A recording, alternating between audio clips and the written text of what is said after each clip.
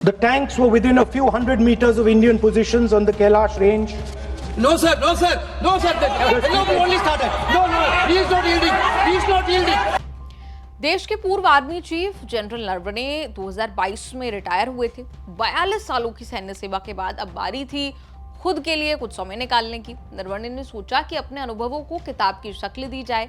नरवणे साहब ने अपने अनुभव शेयर करते हुए किताब भी लिख दी, 4 स्टार्स ऑफ डेस्टिनी। हैरानी इस बात की है कि 2 साल बाद भी वो किताब रिलीज नहीं हो सकी है। विपक्ष का आरोप है कि चूंकि किताब में गलवान, चीन, अग्निपथ योजना जनरल नरवणे ने इस पर खुलासे किए हैं, इसलिए सरकार उसे रिलीज नहीं होने दे रही है। वक्त वक्त पर जनरल नरवणे की अनपब्लिश्ड किताब के अंश एजेंसियों ने छापे, जिससे तहलका मच गया। राहुल गांधी ने आज जो संसद में कागज दिखाए वो कागज कैरवान मैगजीन के हैं, जिसमें जनरल नरवणे को कोट किया गया है, उनकी किताब को कोट किया गया है। This is about when 4 Chinese tanks were entering Indian territory. They were taking a ridge in Doklam, and the army chief writes, and I quote from an article that is quoting his book. The tanks were within a few hundred meters of Indian positions on the Kailash range.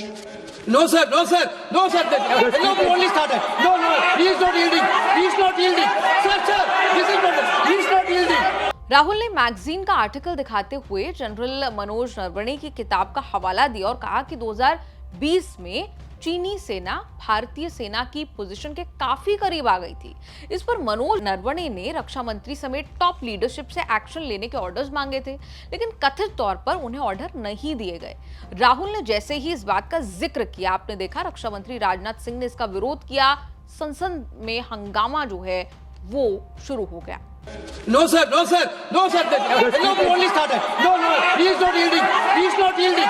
Sir, this is not. He is not yielding. LOP is not yielding. He is on the foot. Defense minister cannot involve. How about it? He is only starting. क्या वह पुस्तक प्रकाशित हुई है जिसमें यह सब सारी बातें उन्होंने लिखी हैं?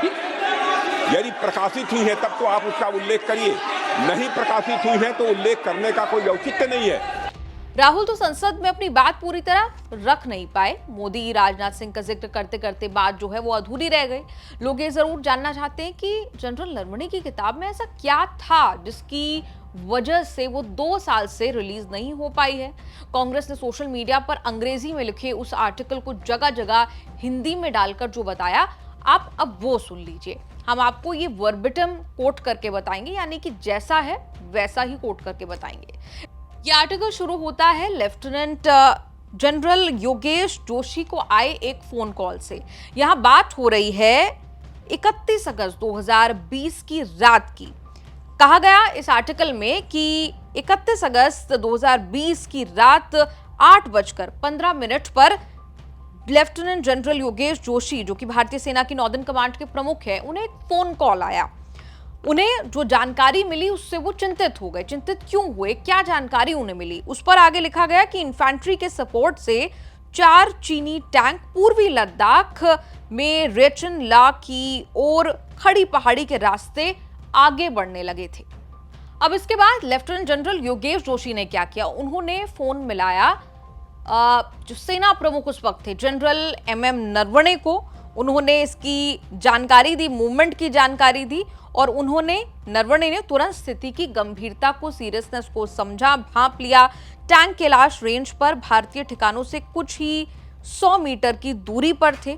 ये एक स्ट्रैटेजिक ग्राउंड था जिस पर भारतीय सेना ने कुछ घंटे पहले ही कब्जा किया था।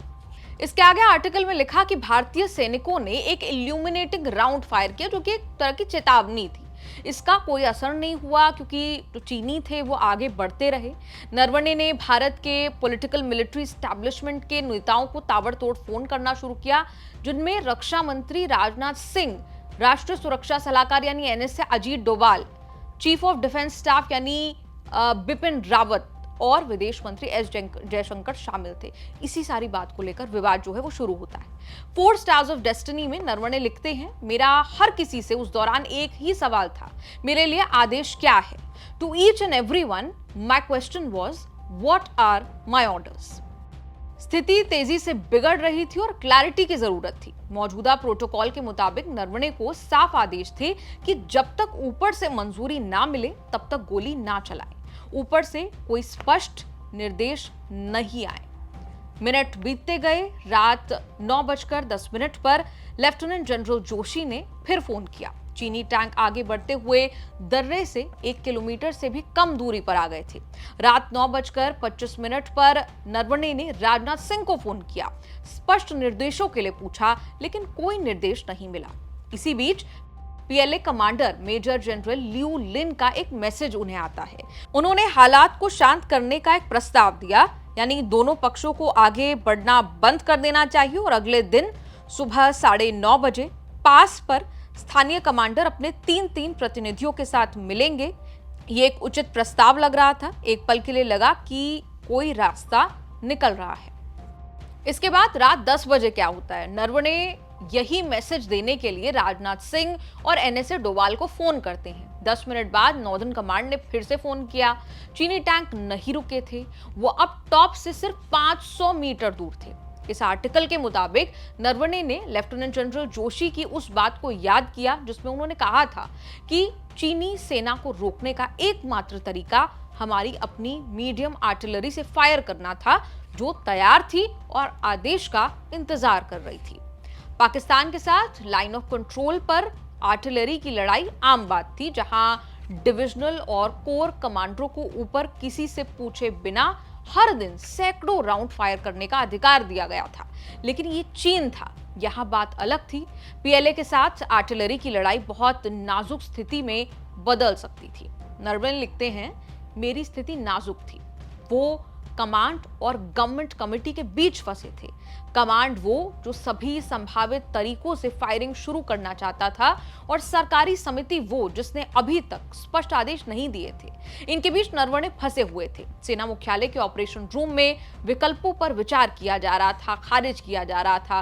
पूरा नॉर्दर्न फ्रंट जो था वो हाई अलर्ट पर था। टकराव की संभावित पोटेंशियल जगहों पर नजर रखी जा रही थी, लेकिन फैसले का पॉइंट रेचिन ला था।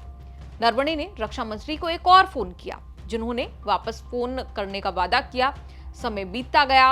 हर मिनट चीनी टैंक जो थे वो टॉप पर पहुंचने के 1 मिनट करीब आ रहे थे। राजनाथ सिंह ने रात 10:30 बजे वापस फोन किया। उन्होंने प्रधानमंत्री नरेंद्र मोदी से बात की थी, जिनके निर्देश एक ही वाक्य में थे, जो उचित समझो वो करो, यानी जो आपको ठीक लगे वो करो। ये पूरी तरह से एक सैन्य फैसला होने वाला था। मोदी से सलाह ली गई थी, उन्हें ब्रीफ किया गया था, लेकिन उन्होंने फैसला लेने से मना कर दिया था। ये इस आर्टिकल में कहा गया है।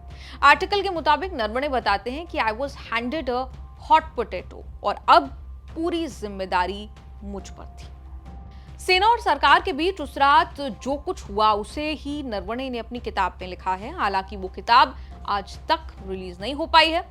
राहुल गांधी का कहना है कि भारत चीन की सीमा पर जो हुआ है वो सेना का हर जवान जानता है, लेकिन मोदी सरकार ये सच्चाई देश की जनता से छिपाना चाहती है।